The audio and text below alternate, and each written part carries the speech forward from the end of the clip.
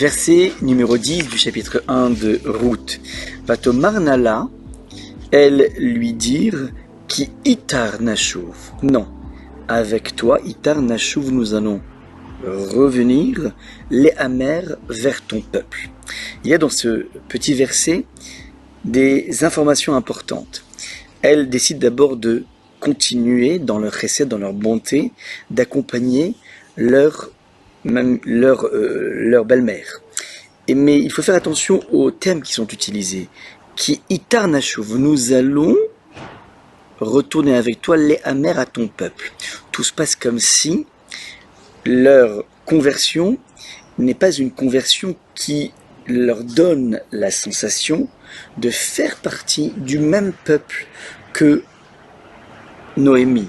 Il y a, de façon extrêmement subtile, une certaine forme de distance, une certaine forme de non-pénétration totale et qui est rendue parfaitement par itar. Et en hébreu veut dire avec, mais non pas le avec du im. Il m'a dit, ouais, le recette que vous avez fait avec moi, le im. Le im, c'est lorsqu'on est vraiment liés l'un à l'autre. Exemple, Steve Jobs et Wozniak qui ont créé la société Apple, ont créé ensemble Apple et l'un est absolument nécessaire à l'autre. En revanche, si je prends un taxi, je peux dire que je suis avec le conducteur de taxi. Et là, le avec qu'on va utiliser en hébreu va être le et. Et veut dire qu'en fait, je suis circonstanciellement avec ce chauffeur de taxi, mais j'ai aucun lien qui me lie à lui si ce n'est une application Uber.